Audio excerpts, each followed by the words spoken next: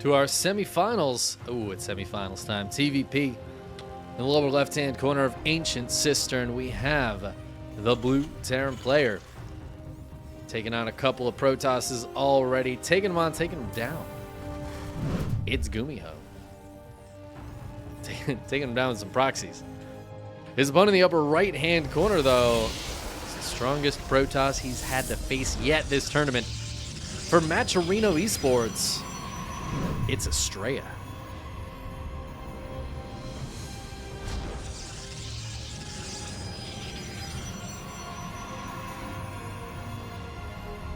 Astrea also not proxying, at least not yet. See if a cheeky probe decides to go out on the map. Now, Astrea might look for proxies. I don't know if Astrea has been paying attention to the same Gumiho games I have, but Gumiho has been very proxy happy lately. And, I mean, you know, we're not seeing a proxy here, so Astrea doesn't have to check too much. I don't know if this probe's going to go across the map, though. So far, just going straight into the Nexus. A bold move here for the bold Protoss. Astrea is one of those players that I think likes to play a little bit on the edge, a little bit more riskily. And I think that can often really pay off. Again, Gumiho's been proxying a lot, so in this case, it is worrisome going for that Nexus before the Cybercore. A proxy Reaper could absolutely dominate here. And Gumiho's so far done that twice. Of the 5 games we've seen today, 2 of them were a proxy Rax Reaper. Definitely a concern for Astrea. But I remember, it was a while ago, Astrea was going like Nexus first in some matches. I was like, man, you just don't see that very often, do you? The Nexus first gambit. It's kind of cool to see players go for like a greedy economic cheese. But there are a lot of very aggressive players, especially in Korea.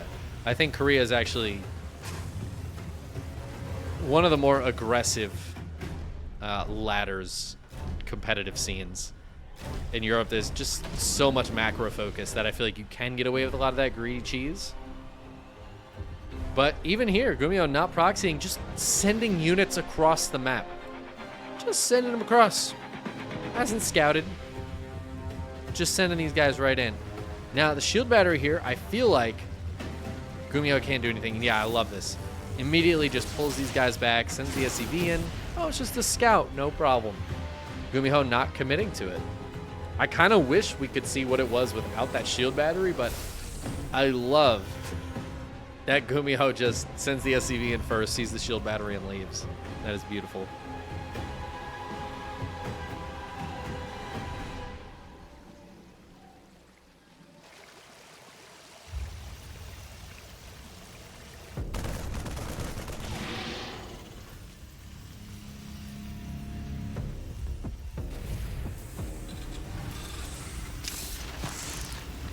I like that cheeky Widow Mine.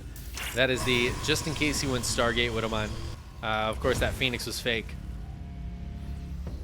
And it's not an actual Stargate follow-up. It's just going to be Blink for now. Astrea going for a 2-gate Blink opener. See if any more gates follow. But it looks like this probe is heading towards a 3rd. So macro play here from our American Protoss.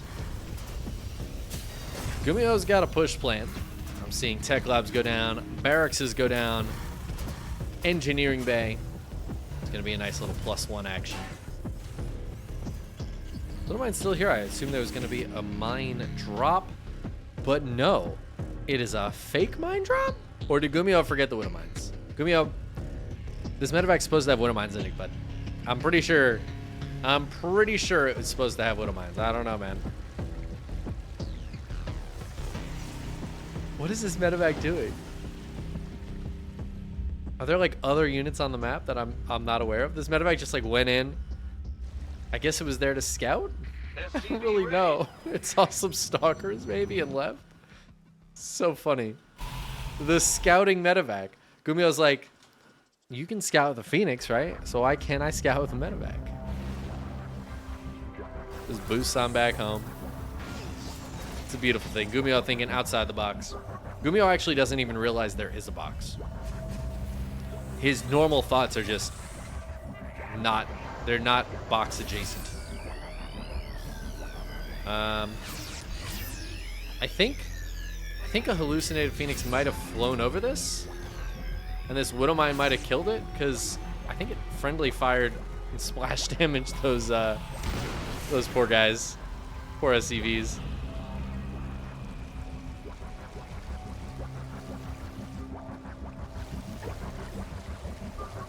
Kind of cute interaction there. Tank keeping the Raven safe, Stalkers keeping the Observer safe.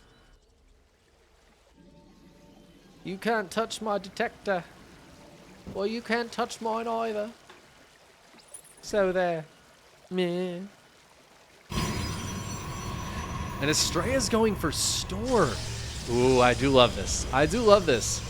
This was, I don't want to say popular, but I do remember Zest doing this a lot. Who did I see doing this recently? Classic, I think. Did this recently. Just going into a quick storm instead of going for Colossi, which is much more common, or even just like heavy gateway compositions, Immortals, etc. Going straight for Storm, and actually going to try to utilize these High Templar to do something other than become Archons. I don't know what that was. It is now a dead thing. I assume that was the Observer. A scan goes down. Of course, tanks outrange Storm by quite a bit. But these bio units, you have to be a little bit careful of the High Templar. Nice little blink forward there by Astrea. Just delaying this push as long as possible. He does have charge finished up. No upgrades, though. That's a big thing here for Astrea. No forges are down. One goes down as I say it. That means Gumiho is going to have that +1. It actually has +1 armor on the way as well. Well, quite a lot of auto turrets going down here. Great feedback, though. No more auto turrets going to drop. The tanks, though, in a beautiful position. Just going to start working through this main base. Astrea going to hit from the backside, though. All the bio just went up to the high ground. The Stalkers blink on the tanks. The Zealot's going to charge on them. The Zealot's, of course, getting picked off by the bio, but now the bio is alone in the main, and I think it's just going to have to pick up and leave shortly. A big warp in here. Oh, there are storms available. Feedbacks on the medevacs? No. Okay, Gumiho gets out of there. Gets a few probe kills, but does lose all of his tanks and has to boost away at the end of the day. So I think Astrea is probably okay with that situation. He gets the Raven as well. Gumiho is still on the map with this army. He's got some more units back at home. Oh, yeah. I was gonna say, he's got to have more units somewhere.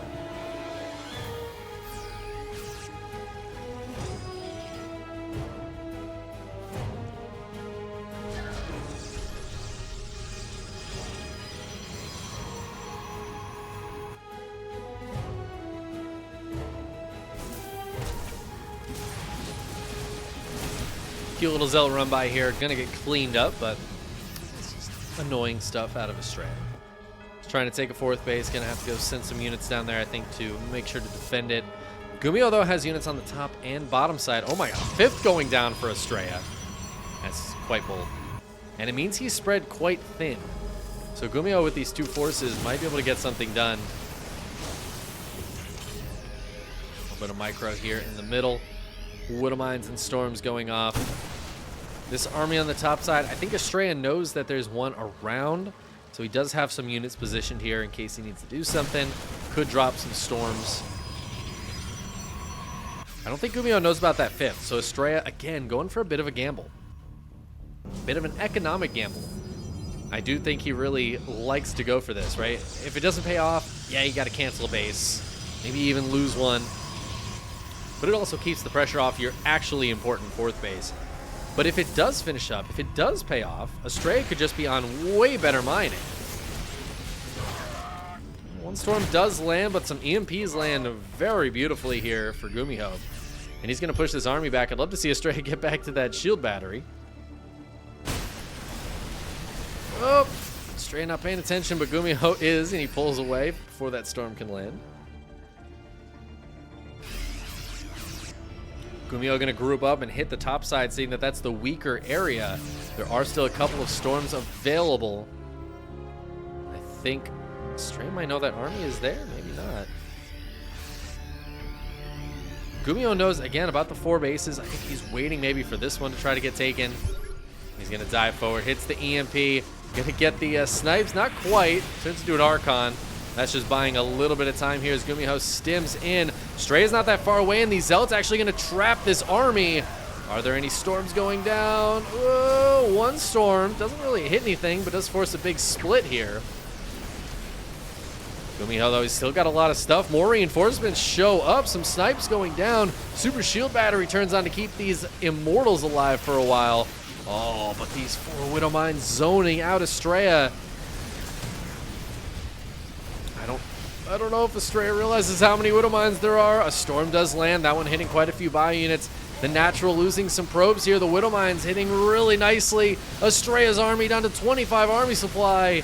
Oh, I just don't think he's got enough. Those storms are sick, but there's nothing to finish these units off. That is the real problem here for Astrea. Yeah, those storms are amazing, but they're just damaging units with nothing to actually finish the job. And Gumiho's army supply at triple that of Astrea's. And I think no matter how good these storms are, without any follow-up damage, it's just not going to be enough. Those are beautiful. Medevacs will just heal that right back up. Another juicy storm. But a couple of juicy G's there for Gumiho as he takes game number 1. That 5th base was never found. So Astrea, that did kind of pay off. But unfortunately, he wasn't able to get up a strong enough armor to take that fight there against Gumiho. I think the EMPs, that's the real problem with going for that quick storm. I think you have to follow it up immediately with Colossi. You basically, the storm is quick to stop those early bio pushes. Then you need the Colossi out in time for the Ghost transition, because all of a sudden your storms aren't going to land quite as well. And I think the real problem there too is like Stalker Zealot is so weak to the EMPs. They just lose all those shields.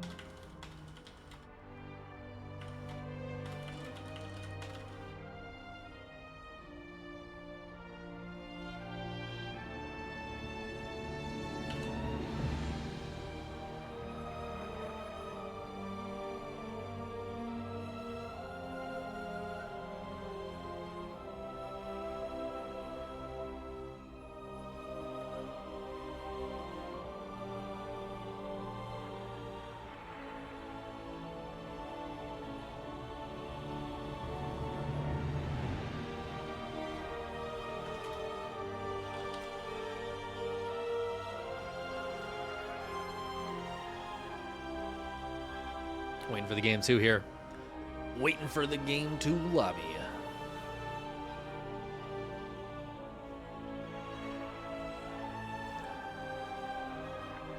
I'm happy to see Astrea going for the quick storm, though.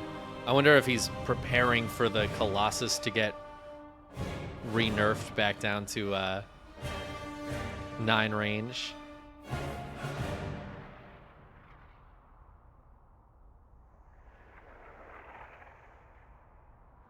He's trying to, you know, try other tech out. I do think back when Zest would do that, though, he would get straight into Colossi off the back of that. I think it's a really important transition to be able to make. The EMP is just so strong against...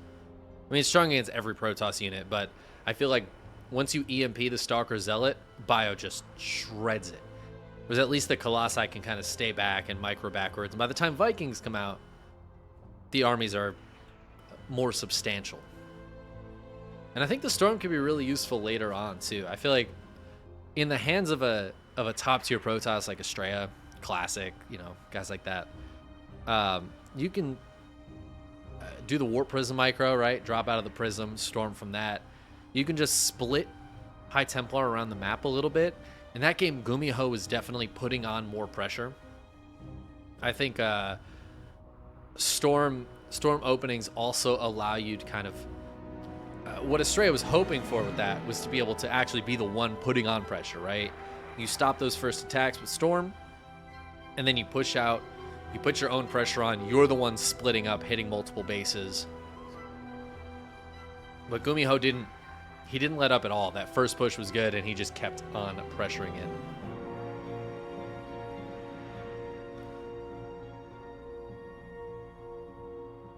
If Colossus is made melee but still with lasers? It's a good question.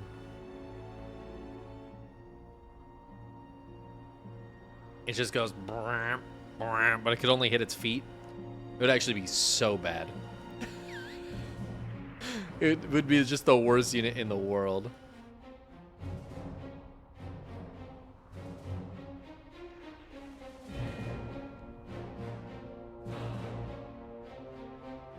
You ever seen a Colossus surrounded by Lings? It's so sad because it's so incredibly good against Lings until they surround it. And then it's like, I can't,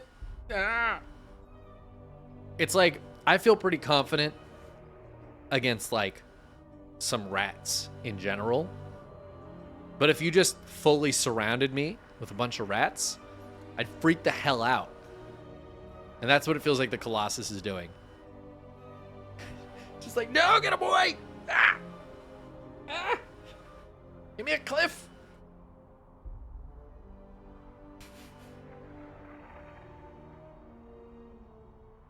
What if it can AoE around itself? Honestly, if it had like a melee attack, that when things got in melee range of it, it just like, the lasers just blasted everything in melee range with a big AoE. Only things in melee range, though. So if it gets surrounded, it just like... Just like 200 damage. Zealots are just gone. Evaporated. Lings gone. That'd be kind of dope. What? You'd see like Colossus drops on an army. Imagine like 5 warp prisms coming at you. They drop the Colossi, and the Colossi just explode everything. Oh, that'd be such sick micro. Maybe that's the change we need. Honestly, I don't know. This is sounding pretty dope. On a mineral line. Oh, no, dude. The Colossus drops on a mineral line.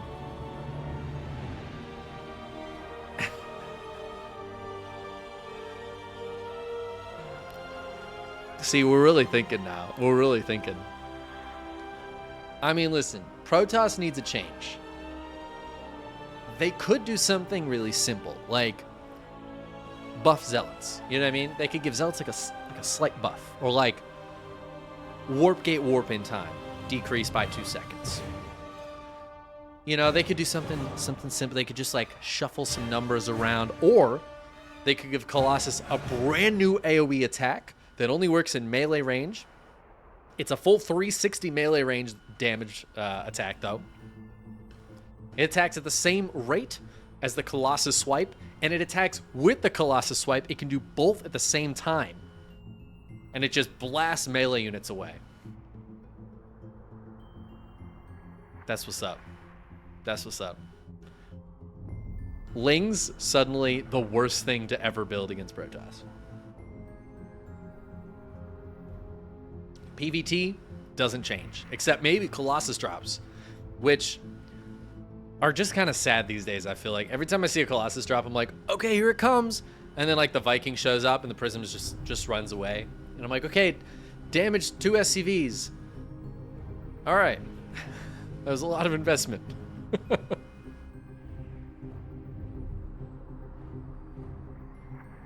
Oh, we're just waiting for Astrea at the moment. I think Astrea is taking a quick AFK. So if you're wondering why we're just standing here talking about Colossi AoE things that will never happen. Maybe, you know, maybe in Stormgate we'll get the Colossus but with an AoE attack around it in melee range.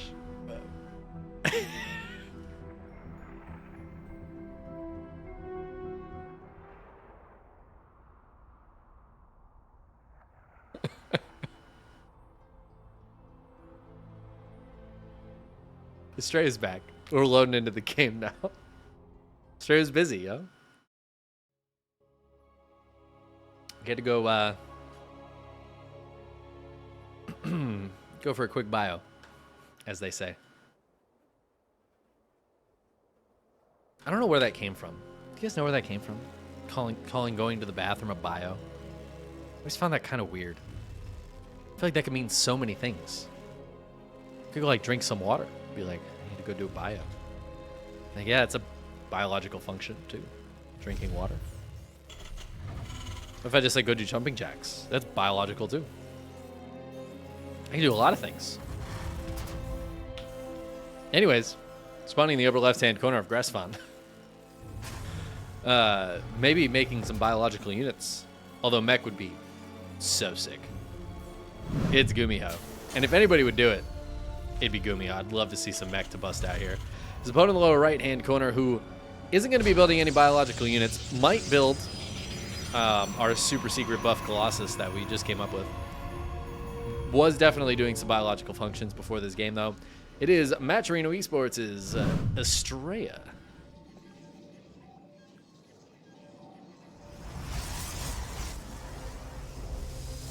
Well, all right. So, K-Rack, you say you just need somebody to refer to jumping jacks as a bio.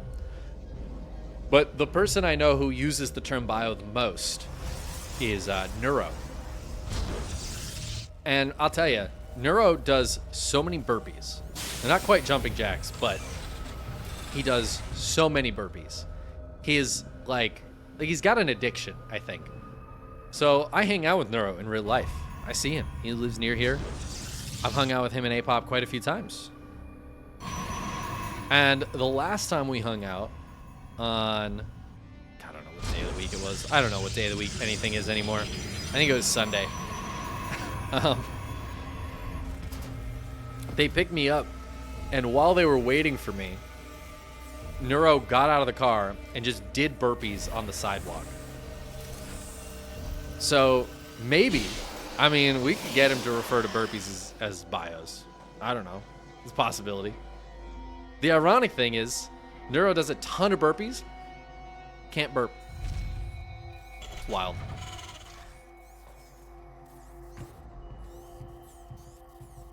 What are the chances? All right, let's talk about this game a little bit.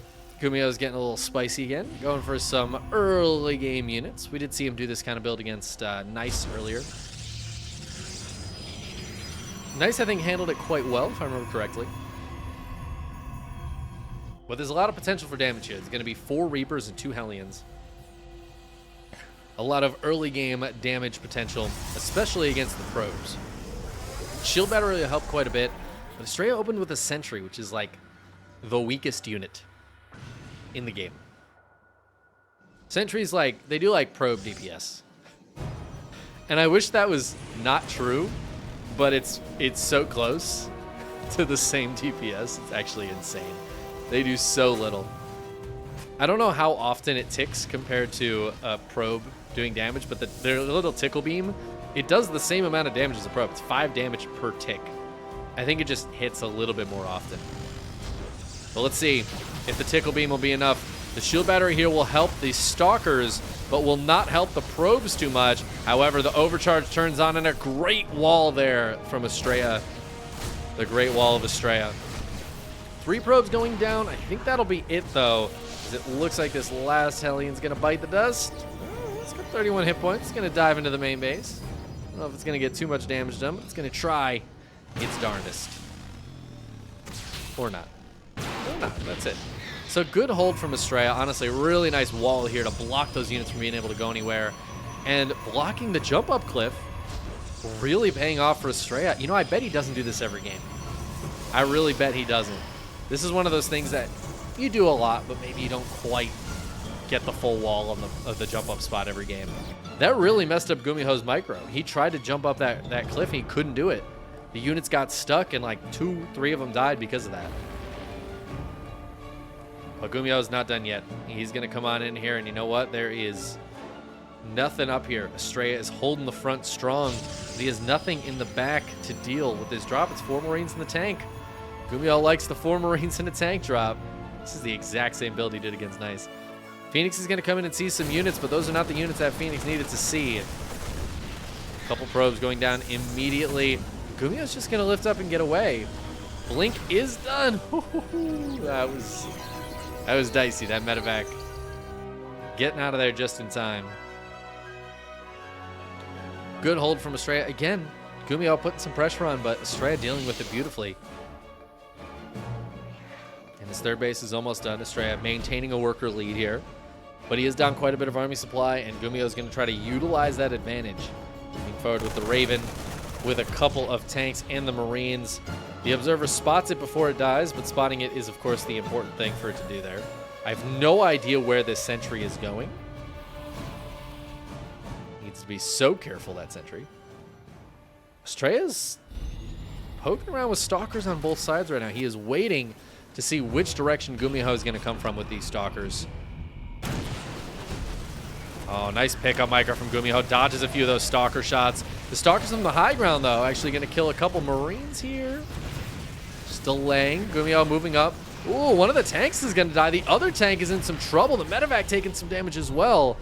Gumiho does have a third tank showing up, but losing one of those tanks there is quite painful. The medevac goes down. Beautiful snipe by Astrea before he gets those stalkers out of there. Of course, Gumiho still has the Raven for high ground vision, and he's going to keep this pressure on, but losing that medevac means these Marines won't have any heals.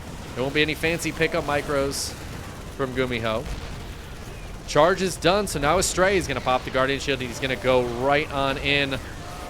Auto turret going down to help out with the DPS. There's still a tank here, but the Marines are going down. The Stalkers and Zealots are winning the day.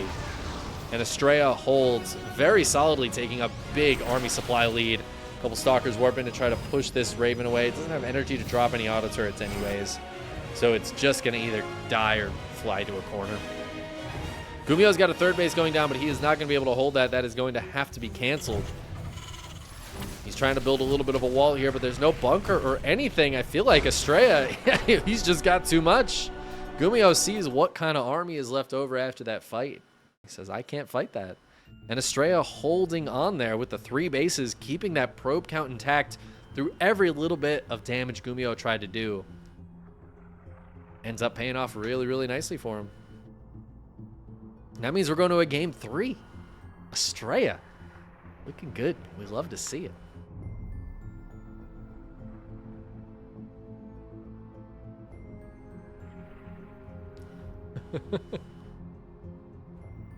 Yeah, I mean, it's honestly, it really comes down to that defense. So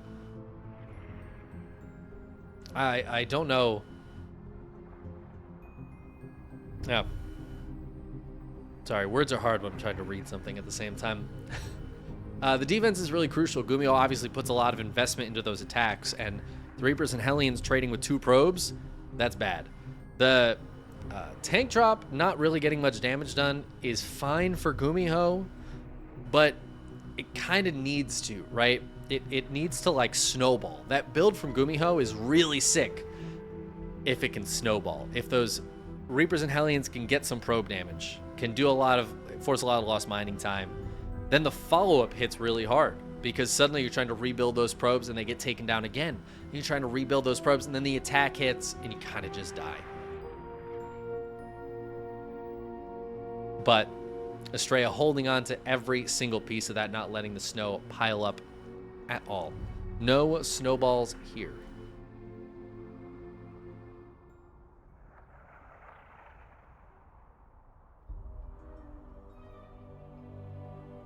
The Texans are taking over. They certainly are.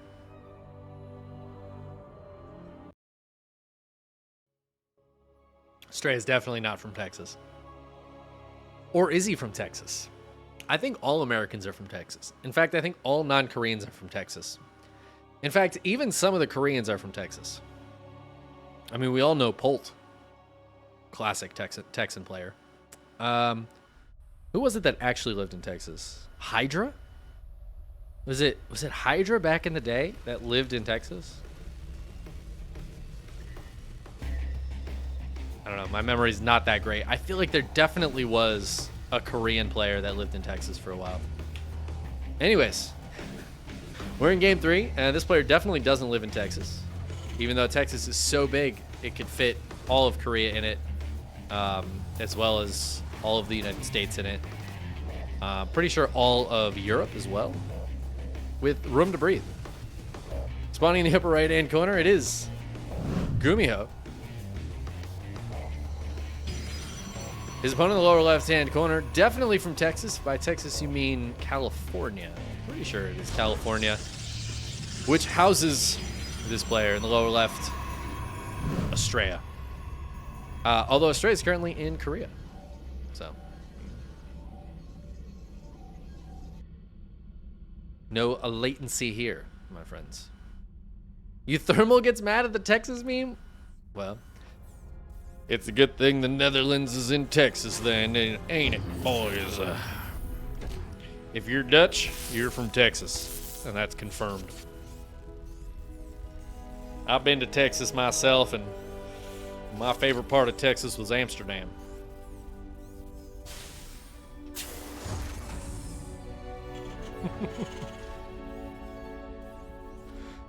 Does he really get mad? I feel kind of bad if he actually gets mad.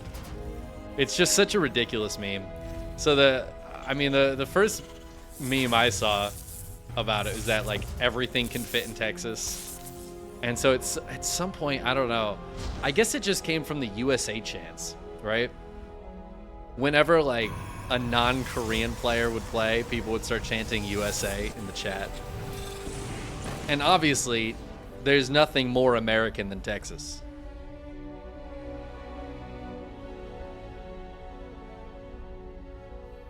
Which is just the truth. I like how we have no proxies here. Gumiho keeping stuff at home this series. I feel like that's showing some respect here to Astrea. He knows he's got to play real games. And even then, I mean, Astrea, that last game was a very legitimate game. That Astrea just crushed it. He just played an excellent game of StarCraft. Well, this Reaper's going to be able to come up here and almost get a probe. Other adepts heading across the map, going to try to stop this base from building, and actually should be able to kill this SCV. Oh, the Winter Mine's coming down. Oh, Astrea. Oh, no. Rip. A little late on the response there. Delays the CC, but loses the adept for it. I guess focus back at home on pushing this Reaper away. The Reaper also killed a probe, so you know what?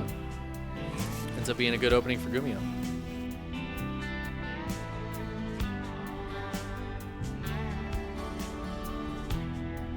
Quick blink here for Astrea. Not too crazy to see.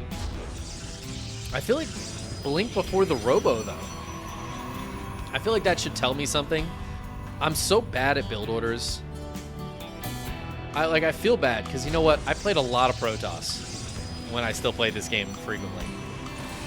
And I actually tried to follow build orders. I'm just so bad at them that I'm always like, which building do I build first? You know, I don't think I've ever seen this. This is a Widow Mine hiding under a Widow Mine. That might be too deep. This might be too deep, Gumi. Is he trying to bait a unit to not realize there's a mine under the mine? There's a mine in my mine. I don't know, but we got the Widow Mine drop coming in. No armory. Anytime I see a 4 Widow Mine drop, I kind of assume there's an armory with it. We don't really seed those anymore. I think most Protoss players either go for Oracles or Robos very quickly. So it's a lot less common, but man, those were obnoxious. Obnoxious to the Protoss. Gumiho is about to try to be a little obnoxious here. Handful of Marines coming in. These are stimless Marines. They're not the scariest thing in the world, but Astrea is not noticing them right now. He's got some stalkers there. They are on the main base. He's gonna have to come down and defend this. Widow Mine's dropping into the mineral line. Oh, couple of juicy Widow Mine shots. Oh my God, 3 of them going off. And the Stalker's taking a lot of damage from that as well. Only 3 Stalkers left alive as these Marines start pushing through. I can't believe 3 of those Widow Mines connected. 15 probes going down here. I think the Stalkers will clean this up, but this is so much early game damage for Gumiho. Astrea in a tight spot here, losing so many workers and not mining from this natural for so long. And it looks like this medevac's going to get away, even sacrificing another Stalker blinking forward there. Felt like Astrea really regretted blinking into that mineral line to try to stop that Widow Mine drop. Maybe wasn't expecting there to be so many mines. And Gumiho takes a nice, comfortable worker lead. Astrea does have a third base. Gumiho does not have a third command center. So Astrea should be able to catch back up in workers fairly quickly, building 3 at a time, starting to chrono boost them out. So they'll be able to catch up and take that worker lead again very shortly. Will Gumiho have a push in time to punish Astrea for just probing up right now? I'm not sure he will. He's got to wait for Stim and +1. That is a very bold blink from Astrea. He's going to get the Raven, though. Trade with a few of these Marines. I feel like this is actually kind of worth it for Astrea. Oh my god, if he can get Stim, this is absolutely worth it. It's only 4 Stalkers, though, so I feel like Stim's going to stay alive. Yeah, there's the repair, and actually Astrea loses another Stalker trying to get that. And that might have made it not worth it. I don't know. 9 Stalkers have gone down this game. So what Astrea needs to do here is get his mining back up to a good enough spot where he can get enough units out to defend Gumiho's next push. But obviously losing those Stalkers there makes that even harder down the line. Stim is not delayed at all. And Gumiho's going to have a very powerful push here in the next couple of minutes. Still no third command center, though. I love this turret. Again, Gumiho did this earlier as well. Like, recognizing that the possibility of Dark Templar is very real, drops that turret. He also lost the Raven. Astrea very specifically sniped that Raven. I think Gumiho's like, that might have been for a reason.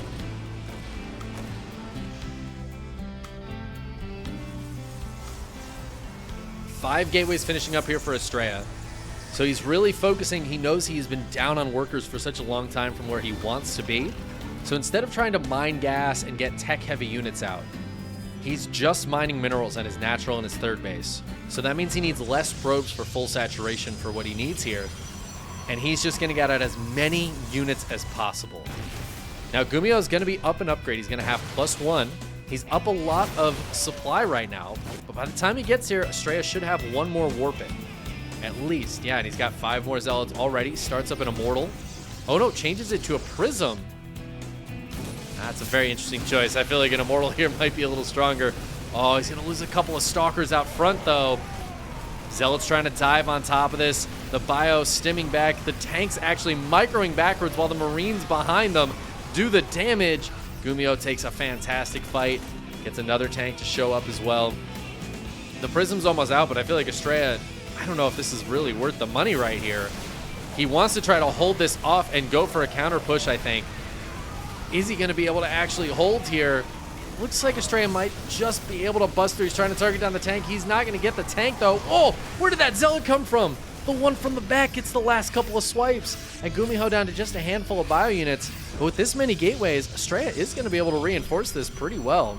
I don't know if Gumiho wants to keep this pressure on. It looks like he's going to consolidate some reinforcements together with this army out here and force Astrea backwards. Astrea is so far just using this prison defensively to pick up some of those Zealots. But Gumiho doesn't seem to want to chill at all. He's got a third base on the way, but he's got to know that Astrea is up and mining, and actually has been for a little bit here. That's not that much. I guess not mining the gas really makes a difference. Oh, but Astrea out of position to deal with this as Gumiho rotates around the bottom side.